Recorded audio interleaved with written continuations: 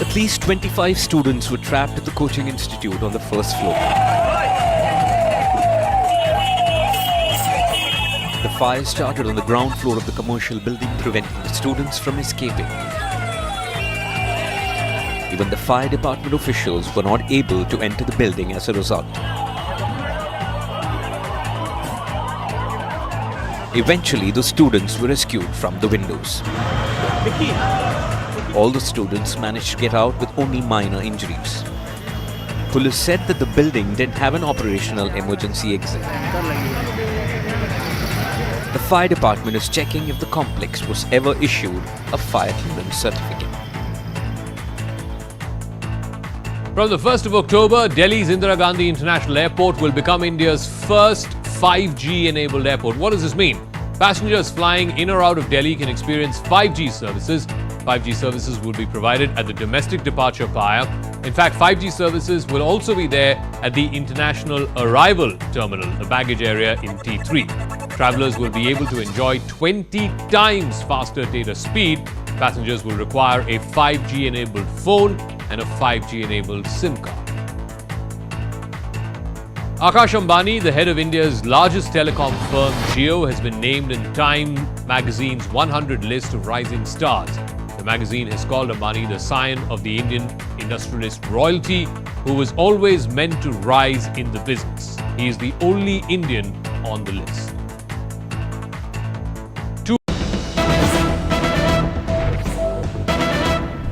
Welcome back. We're getting some updates from Kerala in what can be seen as a blow to the government and the Chief Minister particularly. UGC has filed an affidavit before the Kerala High Court saying that Priya Varghese, wife of KK Ragesh, the private secretary to the Kerala Chief Minister, does not possess required teaching experience to become associate professor. The High Court has extended the stay against the appointment of Varghese till October 20th. This can also be seen as a vindication of Governor Arif Mohammad Khan, who had attacked the state government over university issues.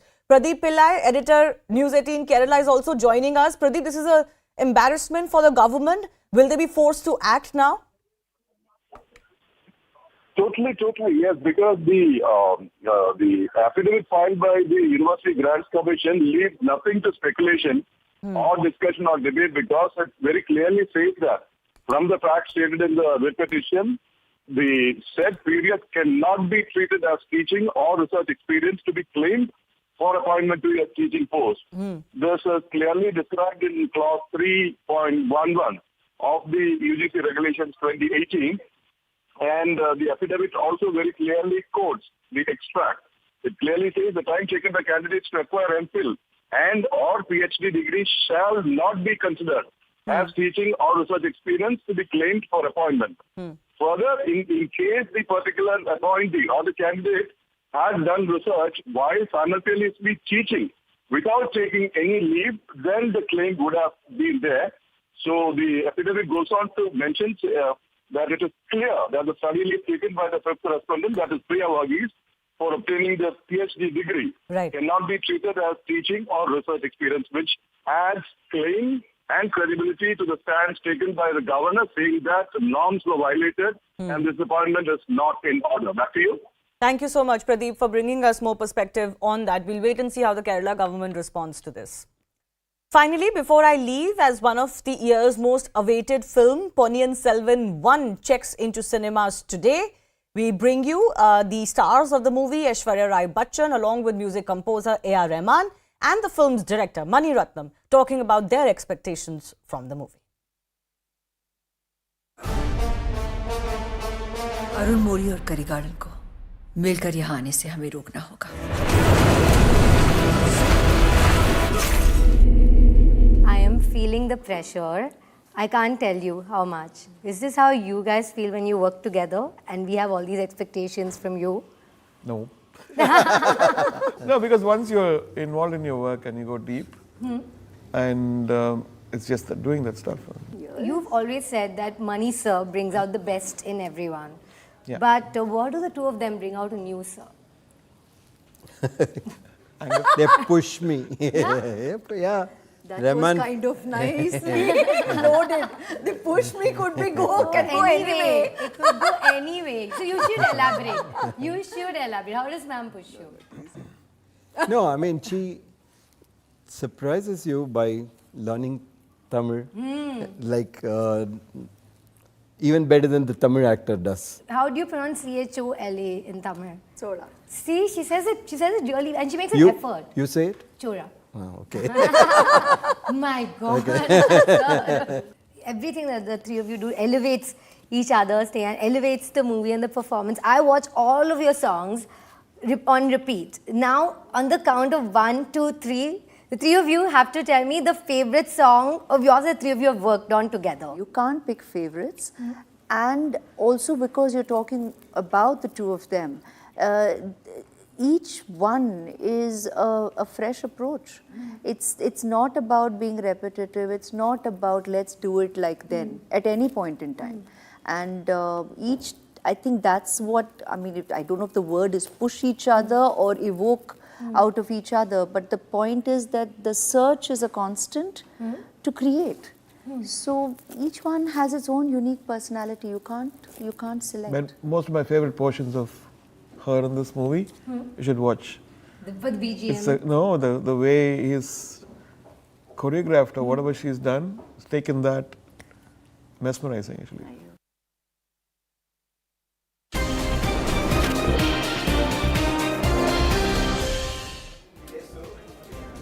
Namaste, you're on The Nation at 5. I'm Anand Narsuman and we start with politics, ladies and gentlemen. One is a nominee or has filed his nomination for the president of the Congress party. He is somebody who's perfect with his language and has great attention to detail. He has a plan which is talking about not just Congress but also the leadership under him tomorrow, the future, looking to the future. But it just comes as great controversy is being sparked with that particular mission document or a plan of action that Mr. Shashi Tharoor was talking about, because that very document has now seen the map of India distorted. And after CNN News 18 pointed out that distortion, well, this controversy hitting the Congress corners. At this point, ladies and gentlemen, we are given to understand that there is a hasty correction that has been made to the document to get the map right. But there are also spelling mistakes we are given to understand in that document. How did it escape Mr. Tharoor's attention? Did he not see the map because he was opening each and every page and detailing out that vision document for the party under his leadership as he actually stakes claim for becoming the president of the Indian National Congress or the Congress party? Pallavi Ghosh now joins us. So controversy hits the Tharoor camp. What's the response from the Tharoor camp to what's been pointed out here at CNN News 18?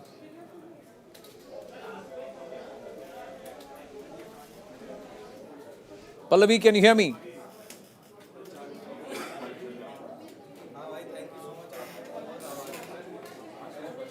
Pallavi, I am unable to hear your audio. Can you just check if your mic is on? I'm unable to hear you. Go ahead. Okay, we've lost Pallavi's audio. We'll try and get her through because she seems to have got the corrected map with her. It was a distorted map of India as you're seeing on your screen, ladies and gentlemen. The top is missing. Aksai Chin is missing. Parts of Gilgit-Baltistan, all of that which is sovereign Indian territory is missing. Now, big news, and like as CNN News 18 pointed out, this distortion of the India map. Soon, there has been a hasty correction, like I said, ladies and gentlemen. The Tharoor camp now in its document has corrected the image of the map. They have fixed the map of India. It was fixed the wrong way, now it's fixed, corrected. But how is it that this distorted map did not catch anybody's attention is a big question. And if this is going to be the attention to detail, then can Mr. Tharoor be trusted with the responsibility that would require great amount of attention to detail, ladies and gentlemen? That's a question that many are asking. There have been reactions that have come from the BJP. But now I have Pallavi Ghosh with us. Pallavi, so the distorted map now has been fixed.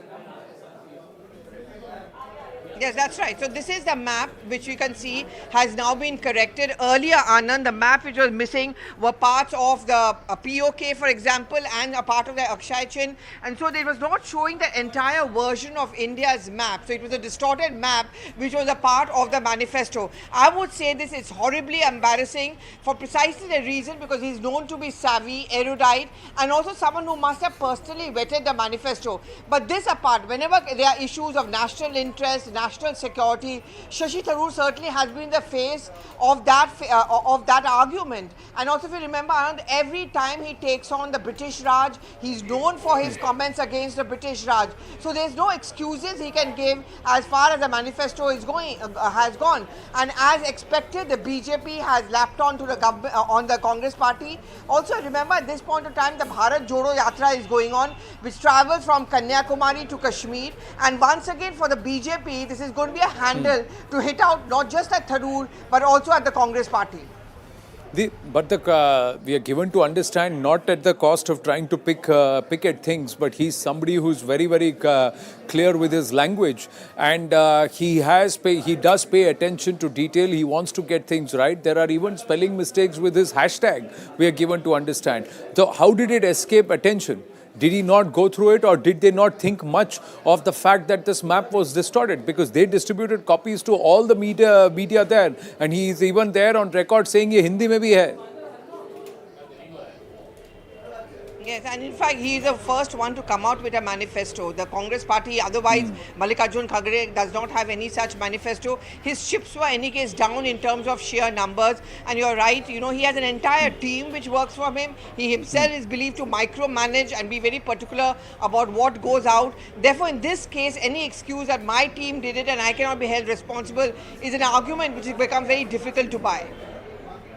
Pallavi, thank you for your inputs. We have Mr. Saifuddin Soz with us. Soz Saab, namaste. Thank you very much for making the time. It is Namaste, yes. Mr. Shashi Tharoor versus Mr. Mallikarjun Kharge, and Mr. Tharoor has landed himself into controversy because the map in the manifesto was distorted, sir. Akshay Chin, parts of Gilgit-Baltistan, parts of Jammu and Kashmir were missing in the map. But it is not Shashi's mistake. It is somebody else's mistake. Yes. You believe that Dr. Tharoor would never make such an error, but the fact is it is his manifesto. So he should have been the first to spot it and correct it. No, that is... I must tell you that Shashi is a man of detail. He goes into everything. So, but unfortunately, he must have not got time to look into the map, because it's a matter of detail. So whosoever had put the map, he or she is responsible, not Shashi. But अब तो उसको correct कर लिया गया. They have issued a correction now. The Tharoor camp has issued a correction. Will it have any bearing, or do you believe this election is a foregone conclusion in favor of Mallikarjun Kharge ji?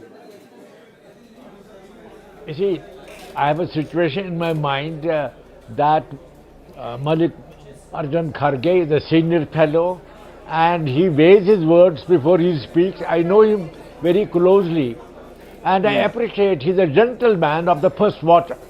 But at the same time, I give credit to Shashi Tharoor, who is an open-minded person, who is gem of a person, lot of knowledge, and he wants to strengthen democracy within Congress party. He wants to further, you see, expand democracy within the party.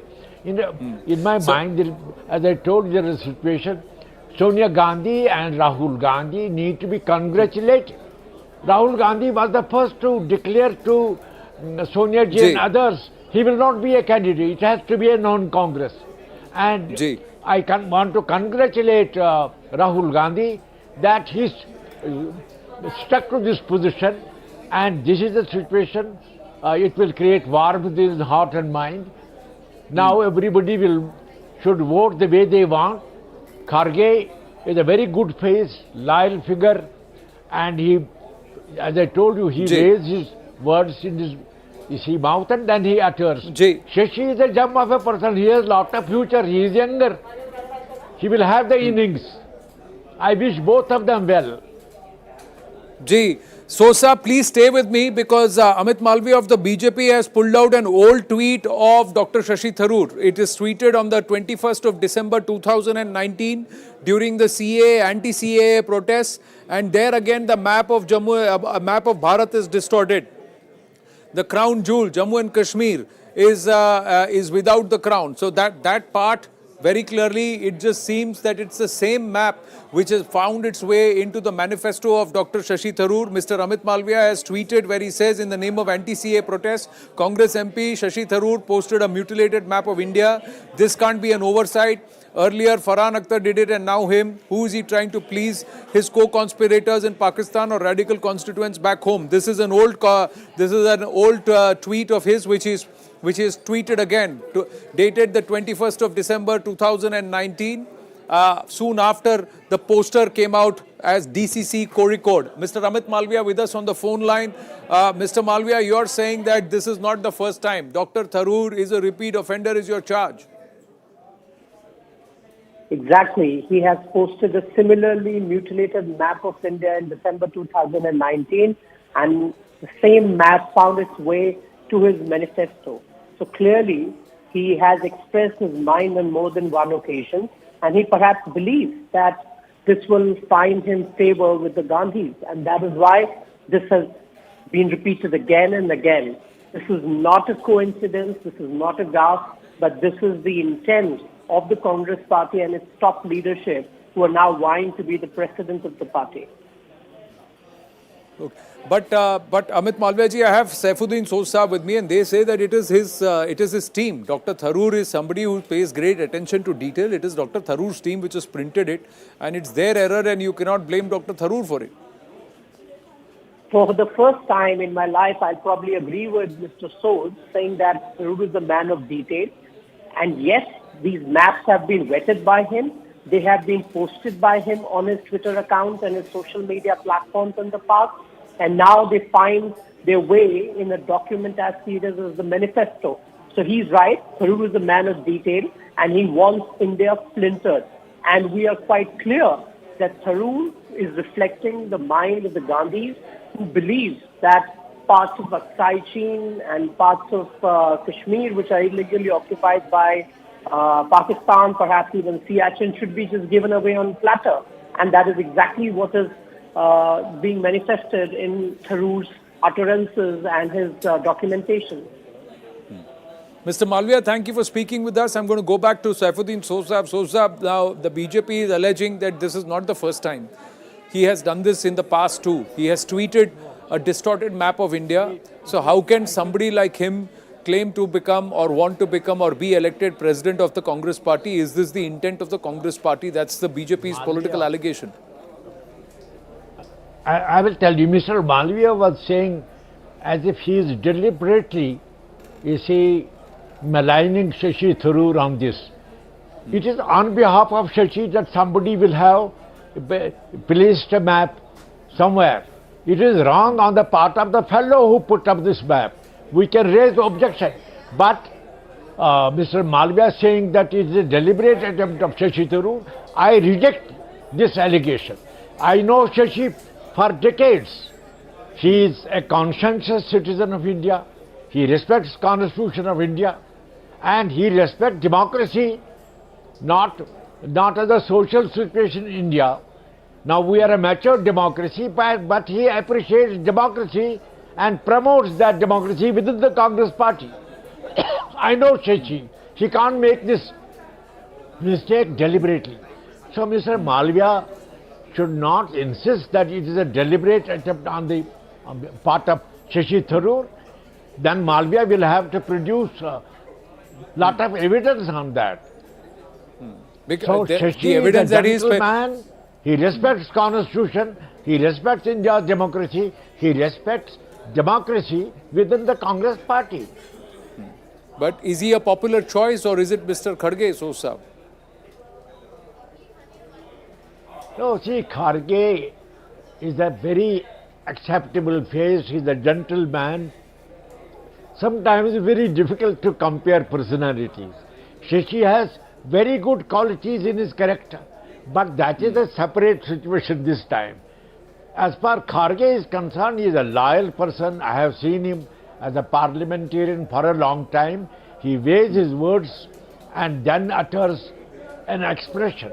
I never found Kharge in any controversy, be it lobby or the Parliament House itself. Kharge has conducted himself very nicely throughout. This is his credit point. So we have not to create any comparison between Shashi Tharoor and Kharge. Kharge has been nominated, proposed by party cadres throughout, and he has a winning situation on hand, and he will be acceptable to broader lengths in the party in India. But he will be respected for his ideas, and he is an acceptable person. But Sosa, is there a point of this election if 10 Janpath has ratified and said Mr. Kharge is our choice, then what's the point of Mr. Tripathi and Dr. Tharoor contesting? Many are saying this is a farce. No, see, I don't think this is a perception that Kharge has the support of the party. This is only a perception. I don't think, to the best of my knowledge this time, I don't know whether Sonia ji said anything on that or Rahul. I think Rahul, the credit for the whole process, I feel, strong on this, must go to Rahul Gandhi, who for months before made a point clear that it will be a non-Gandhi. Why is it necessary to have a Gandhi, to be fielded as president? I think my situation in my mind is that I give congratulations to Rahul Gandhi, who was consistent on this, and he has won his point. And Sonia ji was a party to that decision of Rahul Gandhi, and it is happening amicably. A very great credit to Congress party for promoting democracy in India as a social philosophy, for promoting democracy within the party. I feel happy. Well, I'm very encouraged by your optimism, and let's hope it is how it plays out, that Mr. Kharge does have the freedom to decide as party president how he wants to run the party, shape the future of the Congress party. He is a past master in terms of political acumen, leadership. He's led the Congress party in the Rajya Sabha. He's the leader of the Congress party in the Rajya Sabha. He's never lost an election. He's a strong voice, a Dalit face, and of course an octogenarian himself. So he has decades of experience in politics. So we see between Dr. Tharoor, Mr. Tripathi, and also Mallikarjun Kharge, who emerges triumphant. Saifuddin Sosa, thank you very much. Pleasure speaking with you. We're going to take a very, very short break here on The Nation at 5. Stay with us.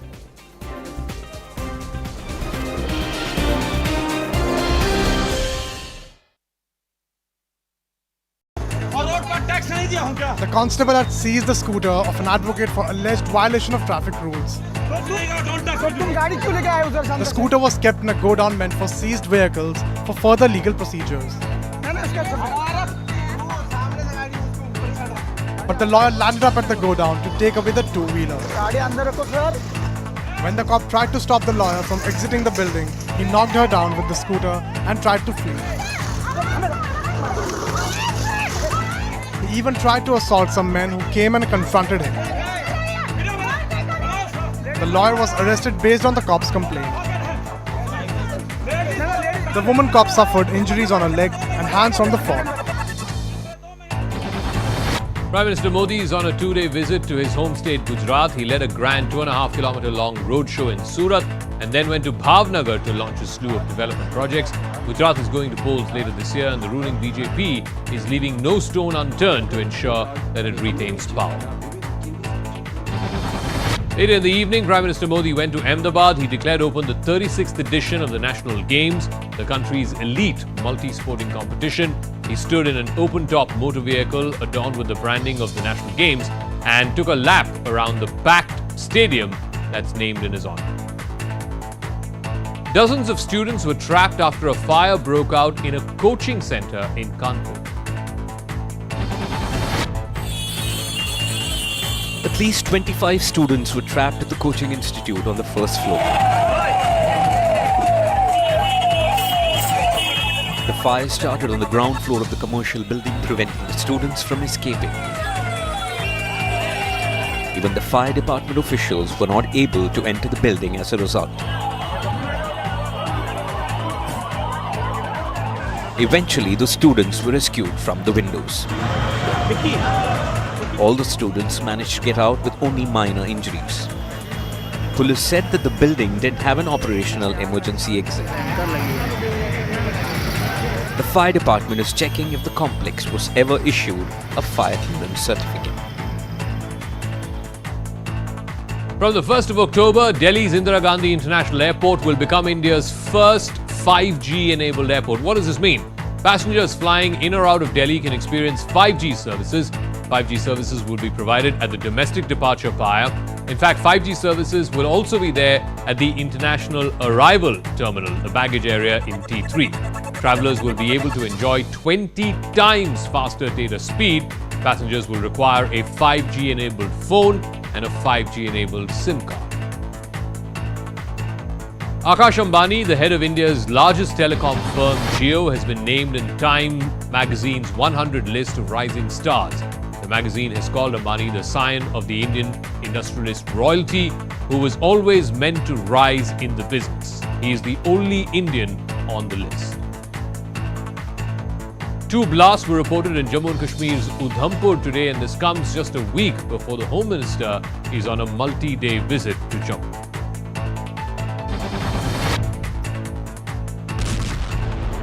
The first blast was in an empty bus parked near a petrol pump. Locals claim the bus used to be parked at the spot daily. After 6 to 7 hours, another blast went off in a bus parked at a stand. The roof and the back of the bus were blown away by the blast. 2 people were injured in one of these blasts. Preliminary investigations suggest that these were IED blasts. जो छत है यहाँ से ID blast हुआ है, इसकी हालत देखिए, जो छत है उसके पर खच्चे उड़ गए, पूरा शदीद तौर पर सारी जगहों पे आप देख सकते हैं इस बस को डैमेज पहुंचा है. A team from the National Investigation Agency reached Udhampur district to probe the mysterious blasts. US Vice President Kamala Harris visited the demilitarized zone that divides both the Koreas. This comes a day after North Korea fired 2 short-range ballistic missiles off its east coast. Harris condemned Pyongyang's actions and underscored that the United States is committed to defending South Korea. Hurricane Ian has crossed Florida, but it's left behind a trail of destruction. It is one of the most dangerous storms to hit the US in years. It brought catastrophic storm surges, wind and flooding. When Hurricane Ian made landfall, it smashed into Florida coast with the wind speed of up to 241 kilometers an hour. Roofs were blown off, floodwaters surged inland and trees ripped out of the ground.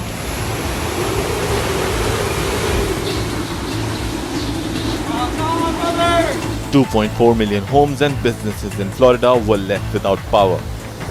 The Category 4 hurricane was later downgraded to a tropical storm. And people have been urged to stay put in shelters. Queen Elizabeth's death certificate states that the 96-year-old died of old age. The document was signed by her daughter, Princess Anne. Britain's longest reigning monarch died at her Balmoral estate in Scotland on the 8th of September, around 3.5 hours before the news was announced to the world.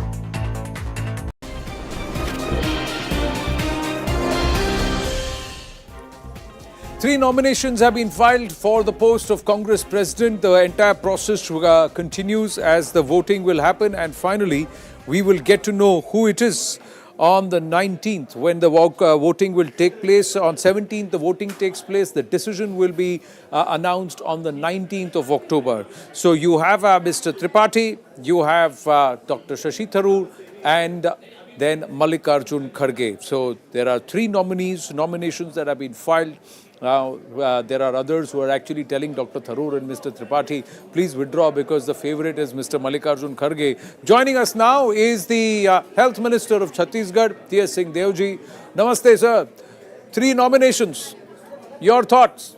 प्रक्रिया समाप्त हो गई, 3 लोग हैं in the race for the next Congress president. Field seems to be fairly open. People were expecting initially 2 candidates to be in the fray. So now we have 3. So too many wouldn't be good, but more the merrier. Yes, we don't want too many, but 30 proposers for Mr. Kharge. So is it a foregone conclusion? Are the others quote-unquote dummies? Before the election, one really shouldn't make a comment on that. And Mr. Tharoor is a very well-known national and international figure, very erudite, very articulate. He's an intellectual in his own right. He's a 3-time member of parliament. So he's not a lightweight. Mr. Tripathi seems to be fairly new at the highest levels, but I'm sure he's worked hard in his area and maybe nationally too. And Mr. Kharge is the leader of the party in parliament, and I think maybe 6, 7, 8-time member of parliament. So he's also in his own right heavyweight. So we have good candidates in the field. But Mr. Deo, why does one get the impression that somewhere the message is Tharoor Tripathi, tum sangharsh karo, hum Kharge ke saath hain? Is that the message from the High Command?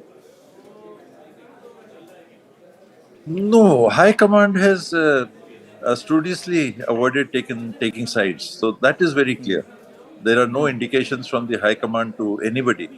The candidates, they could be seen to be being close to somebody or not close to somebody, active in a particular field in their various capacities. Every one of them would be having their pluses and maybe minuses. So I think it's a good field, fairly good field. Did the withdrawal of Digvijay Singh, who was the candidate till overnight, and the sudden propping up of Mr. Mallikarjun Kharge surprise you?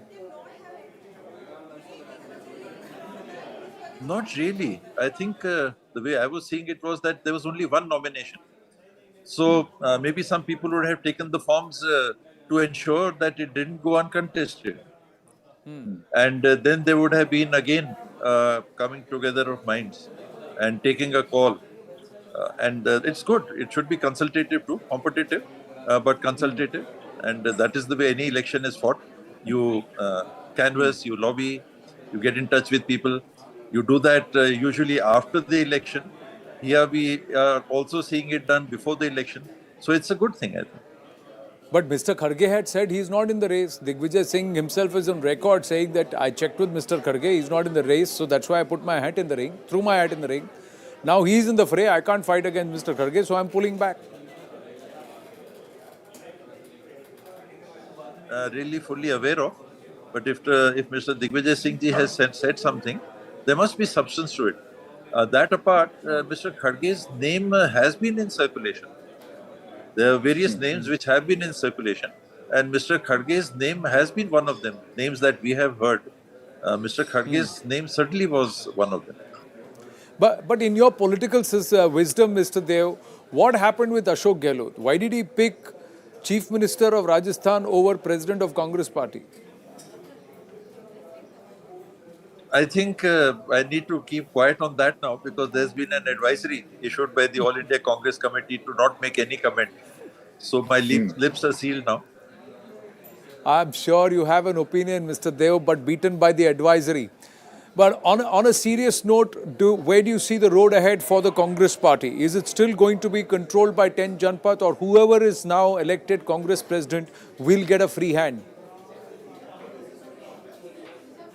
Power has been decentralized in the Congress, and there have been centers from where we take guidance. There's no organization that can exist unless you have a system of command structure which goes right up to the top.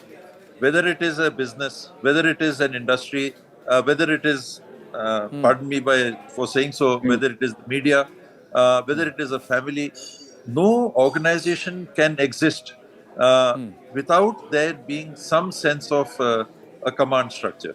Otherwise, there would be chaos. The bigger the organization, more the chaos. The bigger the organization, more the need to have an organized structure.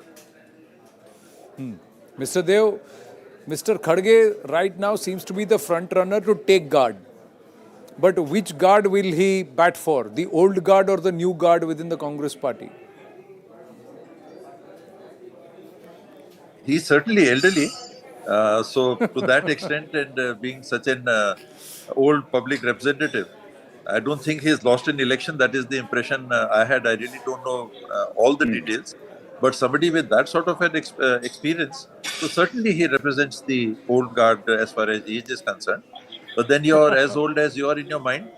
I suppose Mr. Khadge is young there. Mr. Deo, you are a past master in answering the question or not answering the question while seeming to answer it. So I'm going to push you once again, just for the last time, sir. Do you think Mr. Khadge will be able to bring together all factions in the Congress party and perhaps work towards the resurrection of its political fortunes nationally?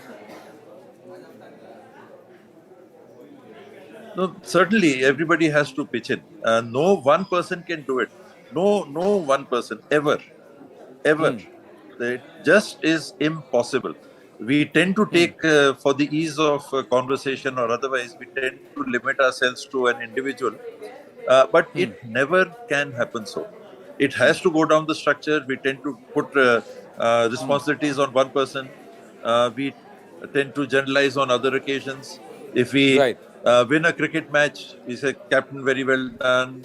Sometimes only do we say the team, very well done. If we lose a match, the captain did something wrong. So those are the easy ways to, sort of conceptualize and visualize events. And I don't think the Congress party or any other organization can be any different. For ease of trying to understand things, or the simple way of doing things is you focus on one person.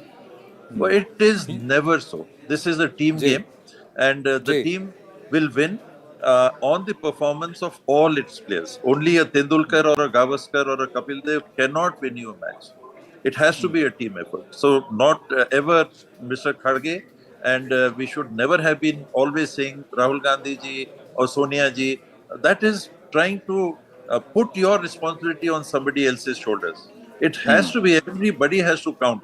Stand up and be counted. And the Congress will do well. But Mr. Dev, are you leaning towards Mr. Khadge?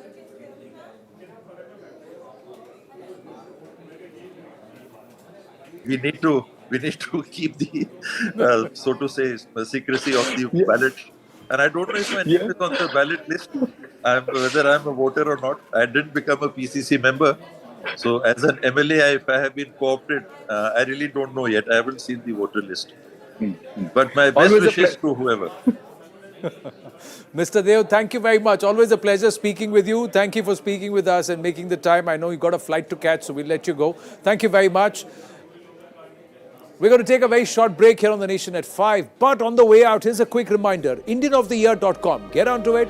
Get into the Climate Warrior. Look at the nominees. There are some fantastic achievers. Those who have put the cause of environment protection and climate change ahead of everything else. From a 10-year-old to a 70-year-old. They're all there. Pick your choice. Vote for them. IndianoftheYear.com. See you after the break.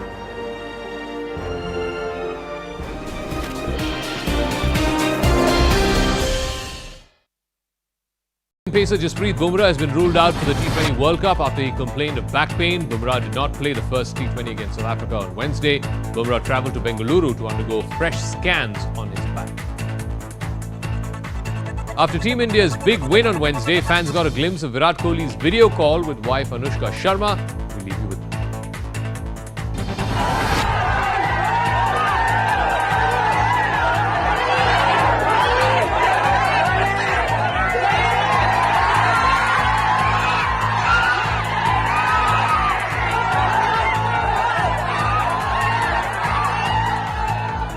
A lawyer tried to run over a woman traffic constable near Mumbai, and this is what ensued.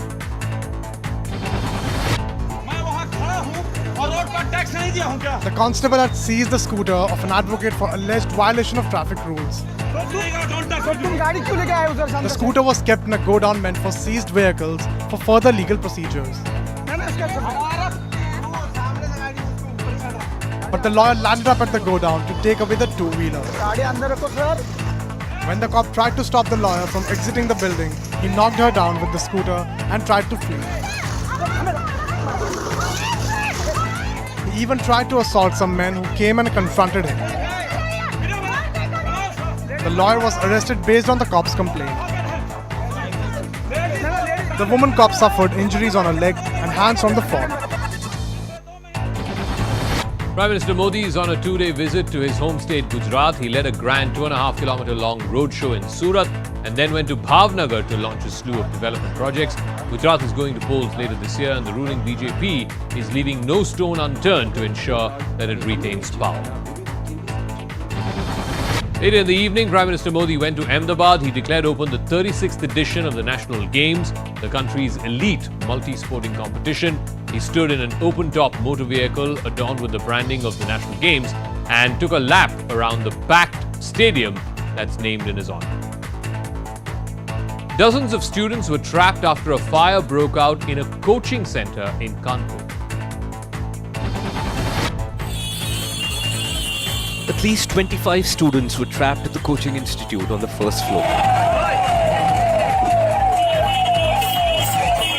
The fire started on the ground floor of the commercial building, preventing the students from escaping. Even the fire department officials were not able to enter the building as a result. Eventually, the students were rescued from the windows.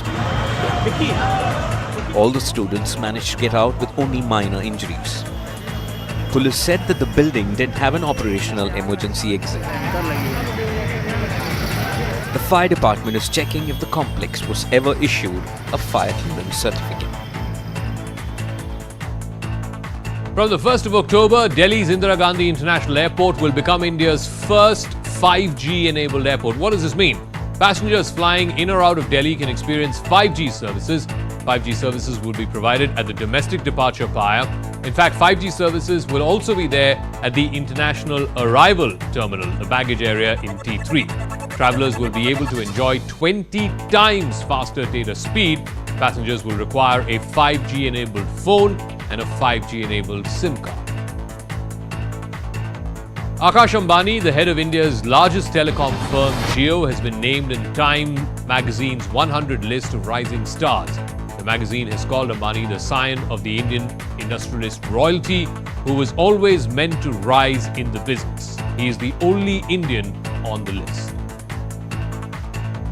2 blasts were reported in Jammu and Kashmir's Udhampur today, and this comes just a week before the Home Minister is on a multi-day visit to Jammu.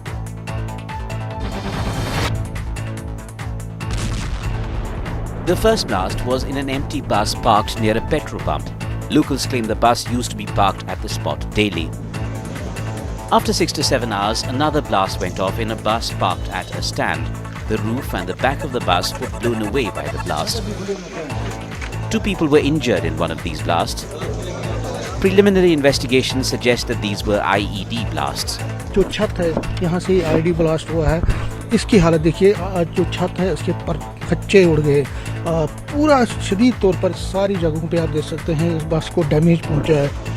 A team from the National Investigation Agency reached Udhampur district to probe the mysterious blasts. US Vice President Kamala Harris visited the demilitarized zone that divides both the Koreas. This comes a day after North Korea fired 2 short-range ballistic missiles off its east coast. Harris condemned Pyongyang's actions and underscored that the United States is committed to defending South Korea. Hurricane Ian has crossed Florida, but it's left behind a trail of destruction.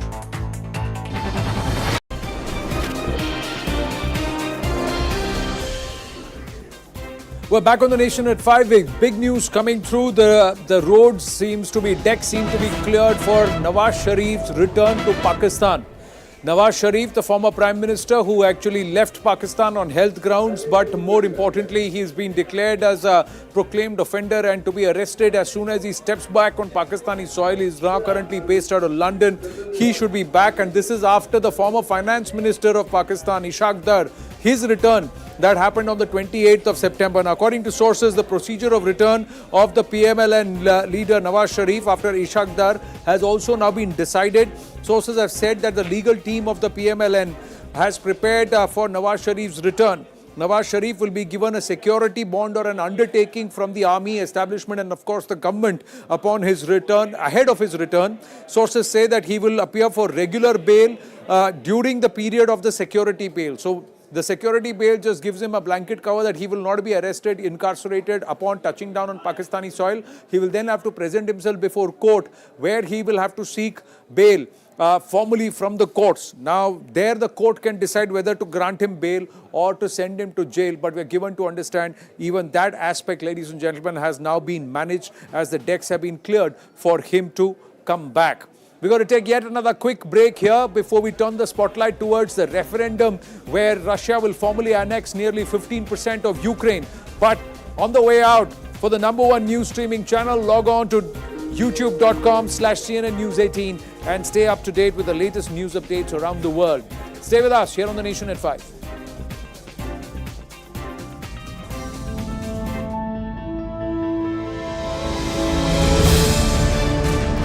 Is this just a convenient political argument that because PFI has been banned, so RSS must also be banned? After coming to power in 2013, Siddaramaiah government approved the dropping of 176 cases filed against 1,600 PFI activists.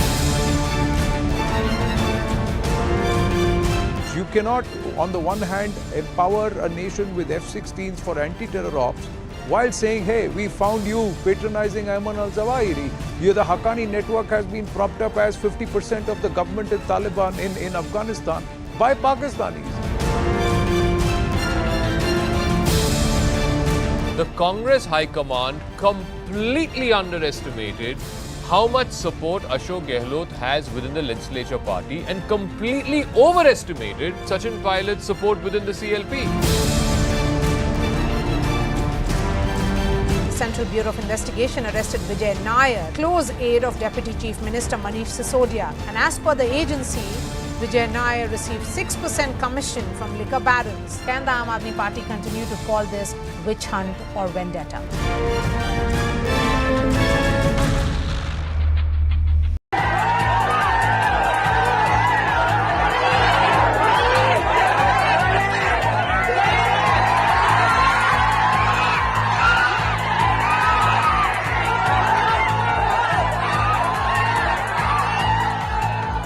A lawyer tried to run over a woman traffic constable near Mumbai, and this is what ensued.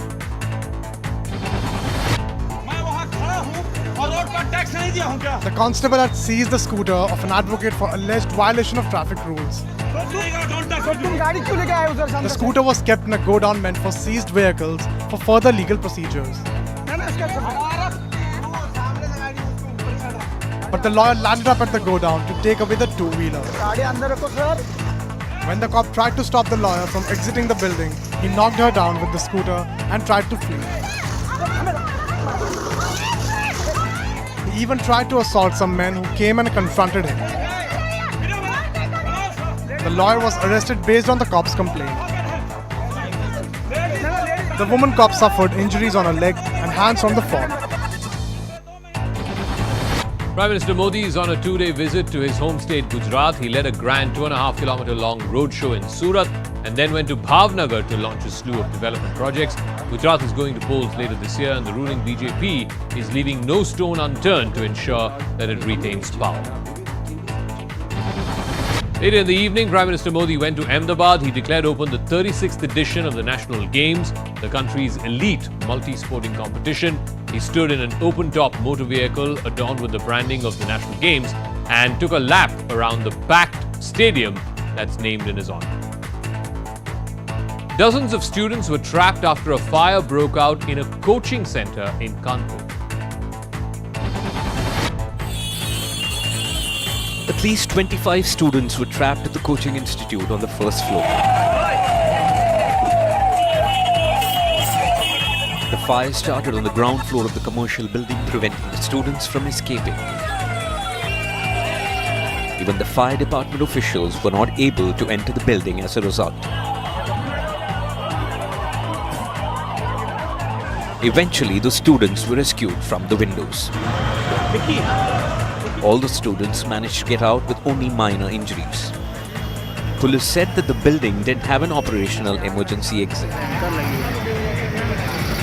The fire department is checking if the complex was ever issued a fire clearance certificate. From the 1st of October, Delhi's Indira Gandhi International Airport will become India's first 5G-enabled airport. What does this mean?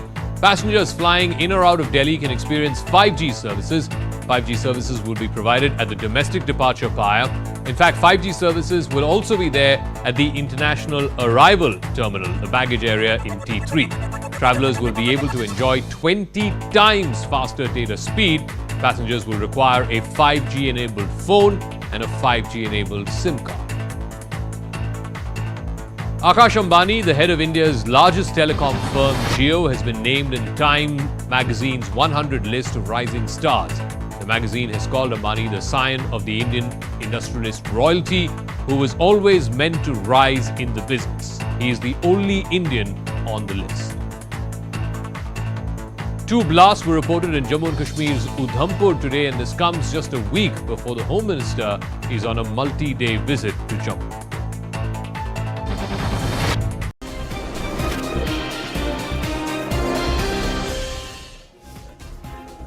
Back on the nation at 5 with visuals coming through from Russia, where in a short while from now, Vladimir Putin is formally going to sign on the dotted line, where he will announce that Russia is annexing certain parts of Ukraine and making it integral to Russian territory, sovereign, declaring it either sovereign entities, independent regions, or part of Russia. This includes Luhansk, Donetsk. These are the visuals that are coming through at this point. We are expecting Putin to come in, step in and sign and maybe speak at this point. The impact that it has. This, if you were to understand from a map perspective, ladies and gentlemen, this part from Luhansk, Donetsk into Zaporizhia and Kherson, this will allow Russia to connect directly to the Sea of Azov and Black Sea, which are the only warm water ports and accesses that they would have.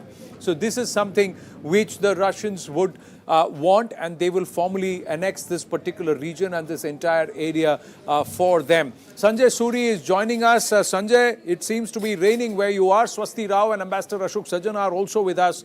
But this is a landmark moment because it was building up to this, a war, a conflict that's gone on for more than about 6.5 months. It was always building up to Russia packing, sealing this place off and taking control, because this is the only strip that would connect the Russian mainland to warm waters.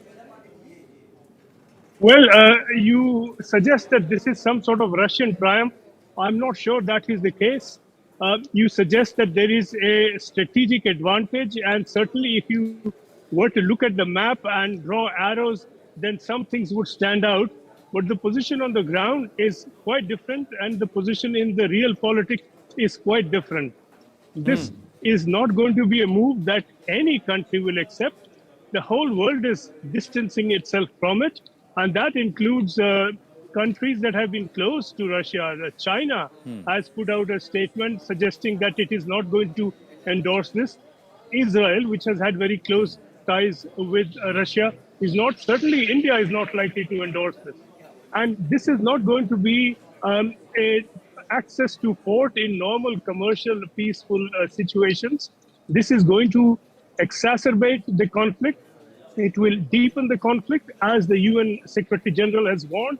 And Putin is isolated. Russia is in a spot. This is actually the beginning of greater difficulties for Russia, rather than the conclusion of a special military operation.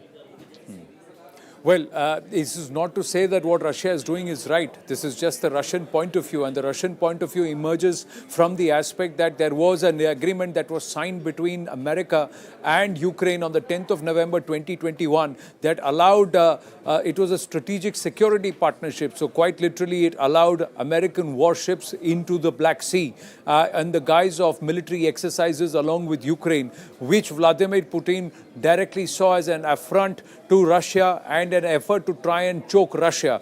The annexation of Crimea also did not go down well with the world, but Russia went ahead and did it because even then the warning was that NATO should back off from Eastern Europe. Ambassador Ashok Sajanar and Swasti Rao with us. Vladimir Putin has gone ahead and done what he believes is in the interest of securing Russia's sovereignty, protecting Russia's sovereignty, and in favor of Russian interests. It has totally destroyed a nation that is Ukraine. It has brought the West and Russia at loggerheads, again with America fighting from the shadows, with nearly $18 billion worth of arms and ammunition being supplied by the Americans to Ukraine. So short of putting boots on ground, America is doing literally everything in this conflict. What is the impact of what Vladimir Putin is going to announce? As he says, this is the strip that we are going to seal off and we're going to claim it as Russian territory or independent territory which Russia will protect. Anand, is the question to me? Yes, Ambassador Sajanar. Okay, right. Thank you, Anand, and sorry for this delay. You know, I fully agree with, concur with what Mr. Sanjay Surya has said. I think this is a sign of desperation as far as Mr. Putin is concerned. It's also frustration because it's more than 7 months that this euphemistically called special military operation has been continuing. Whatever might have been the original goals or objectives of Mr. Putin, I don't think he has been able to meet that. And he has been getting more frustrated and more unpredictable. And this is a sign of that unpredictability. Now, you know, Mr. Sanjay Suri mentioned China and Israel and India. Let me tell you, countries which Russia calls as its near abroad, Central Asia. You know, in the St. Petersburg International Economic Forum on 20th of June, Mr. Tokayev, the president of Kazakhstan, in so many words, mentioned that Kazakhstan is not going to recognize the LPR, the Luhansk People's Republic, Donetsk People's Republic, as they have not recognized Crimea.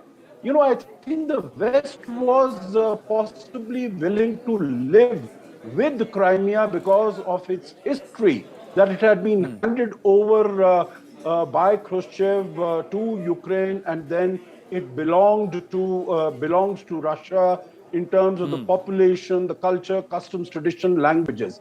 But the same cannot really be said for rest of the countries. There he had a referendum. Here the referendum was done, you know, with whatever reports have been emanating, Anand, with a gun pointed to the heads of the people. The soldiers are going around and asking for their views. I don't think they had any option but to say yes to this. So I think what the West is saying and what the other countries are saying, I think even members of the so-called Collective Security Treaty Organization, which is a security treaty that has been put up by Russia, by Mr. Putin in 1992, even members of that organization are not coming up and supporting Mr. Putin. Even Uzbekistan has said that. So I think if you look at what Mr. Putin is doing, it will further isolate him. It will, of course, bring much greater danger, because if he announces that this is Russian territory and any attack on Kherson, on Zaporizhia, on LPR, DPR is an attack on Russia, I think that is meaning he Vladimir Putin has just arrived. Vladimir, and he is speaking. We see if there is an English translation to his Russian speech. Сенаторы Российской Федерации. Вы знаете, в Донецкой и Луганской народных республиках, Запорожской и Херсонской областях состоялись референдумы. Их итоги подведены, результаты известны. Люди свой выбор сделали. Однозначный выбор. Сегодня мы подписываем договоры о принятии в состав России Донецкой Народной Республики, Луганской Народной Республики, Запорожской области и Херсонской области. Уверен, что Федеральное собрание поддержит Конституцию Donetsk and Luhansk People's Republic, Zaporozhye region and Kherson region. I'm sure that our legislative body will approve accepting the 4 new subjects of the Russian Federation, because it is a will of millions of people.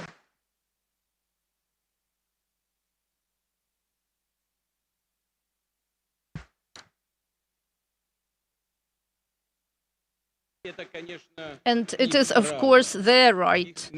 This is their right, which is in the first article of the UN statute, which says about the definition of peoples.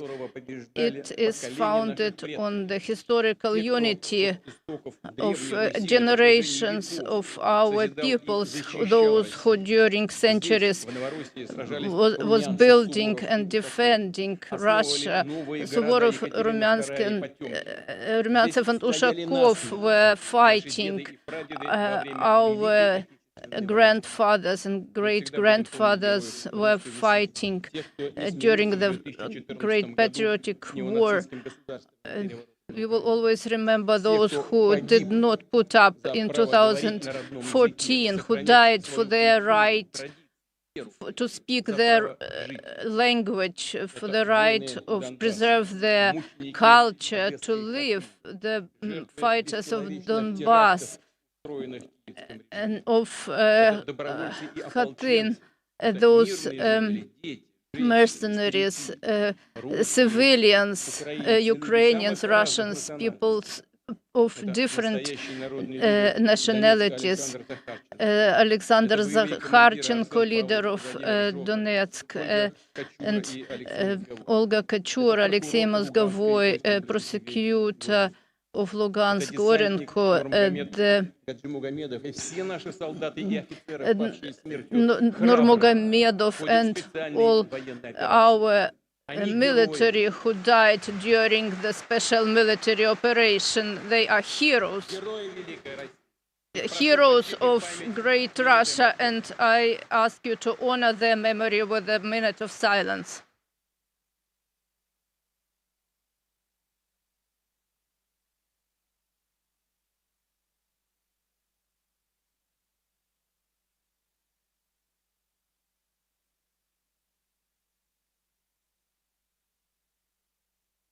Thank you.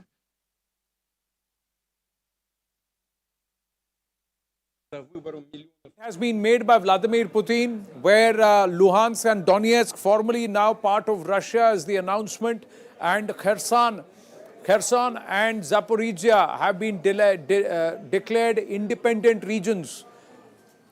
Swasti Rao, what does this imply? Ambassador Sajanhar is also with us. Ambassador Sajanhar, what does this imply? There are two points of view. There are 2 points of view here. One is the Russia point of view. One is the NATO and the West point of view. The nation that's been destroyed, disrupted, not just buried under debris, but also now debt, huge amounts of debt, is Ukraine. So, Anand, I think there is a Russian point of view, definitely.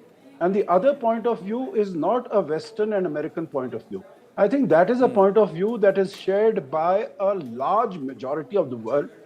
What Mr. Putin is saying is violation of UN principles, UN Charter, which speak about respecting the territorial integrity and sovereignty of countries. This is a total violation of the UN principles. The UN Secretary General has spoken against it. I have mentioned a large number of countries which are purported to be very good friends and allies and partners of Russia. As I mentioned, even countries like Kazakhstan, Uzbekistan. Kazakhstan is a member of the CSTO. It's a member of the Shanghai Cooperation Organization. It's a member of the Eurasian Economic Union, which is a Russia-led organization. All these countries, none of these countries is going to agree to what Mr. Putin has done. I think, let's face it, there are about 23-24% people of Russian origin in Kazakhstan. And there have been statements that have been made in Russia by no less person than Dmitry Medvedev, who's been the former president and prime minister. And he has said that Kazakhstan is an artificial state. And this is the similar sort of comment that was made by Mr. Putin as far as Ukraine is concerned. Now, these countries are definitely not going to agree with what Mr. Putin has done. What it's going to do, it is further turmoil, further turbulence, further insecurity, further uncertainty. And Mr. Putin has said it's not a bluff. We are seeing, Ambassador Sajanhar, we are seeing, would you agree, disagree that we are not looking at, we are looking at the effect? Nobody condones what Mr. Vladimir Putin has done or President Putin has done. But the fact is that he has turned around and told these nations that I am going to do whatever it is, and that's what he sold to his own constituency, that I am doing it to protect the sovereign interest of Russia. That's why I said there is a Russia point of view. Yes, the worldview may differ from Russia at this point, but the cause is not Vladimir Putin on American soil or in the Pacific close to America or in Cuba. When Russia moved into Cuba to work with Cuba, America threatened the Monroe Act and also threatened nuclear strikes. You remember this. This is documented. Vladimir Putin's position is, what is Vladimir Putin's position? His position is that what is NATO doing in my backyard? Why is NATO still existing when there is no Warsaw? What is this strategic security partnership that America signed with Ukraine on the 10th of November 2021, after which Putin said that I am left with no other option but to move into it militarily. Now it's all gone down south and not according to Mr. Putin's plan or anybody else's plan. A nation's been destroyed. Its map's been redrawn. Its land has been annexed or grabbed, as US calls it. But there is a cause to it. What caused it has to be the question. No, you are very right, Anand, when you say this. When you mention Cuba, it was no attack was launched, a threat was made. And I think similarly, if there had been sort of, that sort of a threat, there had been some negotiations, a mutually acceptable solution. But, here for Mr. Putin to say, and I think much of the world believes that there was an existential threat to Russia. Russia, which has a total area of 17.9 million square kilometers, it is more than double the size of the United States or of China.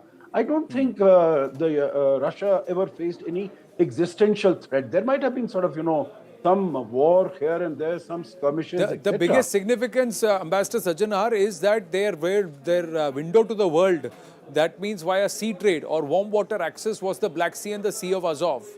And did that strategic partnership or that agreement between America and Ukraine threaten Russia's access to the warm waters? These are the only two warm water accesses they have outside of the Pacific, on the far-flung corner there near Vladivostok.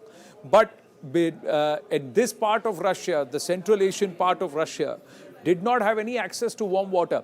There are multiple angles to it and aspects to it. We'll discuss this more at length. I've run out of time at this point here on The Nation at 5. Ambassador Sajjanar, thank you very much. We'll take this forward later tonight on The Right Stand. Viewpoint with Zakana.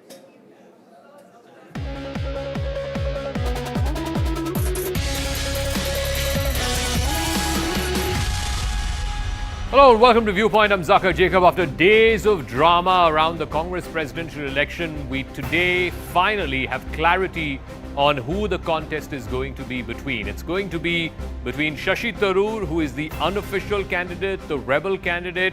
Some are even calling him the G23 candidate, where we don't even know if such a thing now exists after today's developments. And then there is the official candidate, the family candidate, the Gandhi clan-backed candidate, who is Mallikarjun Kharge. Some very, very pertinent questions arise. Mr. Kharge is being seen as the candidate who has the blessings of the family. Will any of these 9,000-odd PCC delegates dare to vote against the family? More importantly, what happens to the G23? Because everyone on the G23 side, from a Bhupinder Hooda to a Manish Tiwari, they have all been proposers of Mr. Mallikarjun Kharge's candidature. Even though Shashi Tharoor thinks that he's part of the G23, fact is that many of the G23 members have signed and proposed Mr. Kharge's name.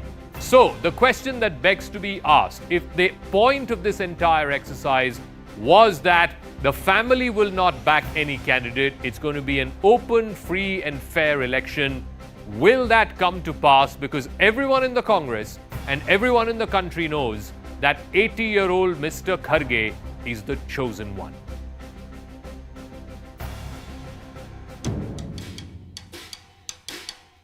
It's the most expected twist in the race for Congress's next president. There won't be a Gandhi in the top post for the first time in more than 20 years, but the Parivar has made sure their man is in the running. Mallikarjun Kharge, leader of opposition in the Rajya Sabha and a through and through Gandhi loyalist, filed his nomination today. मुझे जो सहकार मिला उनको, इसलिए उनका फिर एक बार मैं आभारी हूँ। कांग्रेस पार्टी के जो उसूल हैं, जो आइडियोलॉजी है, उस आइडियोलॉजी के साथ मैं बचपन से जुड़ा हूँ। From the looks of it, Congress ka haath is with Kharge. Apart from getting the Gandhi's blessings, Kharge walked into the AICC with signatures of 30 proposers who were some of the most prominent names in the party, including Rajasthan Chief Minister Ashok Gehlot, who was the first choice of the Gandhis for the top post up until his rebellion last week. Another proposer was Digvijay Singh, who up until the morning of the nomination had declared that he too was in the race. उनसे मैंने पूछा था कि आप अगर form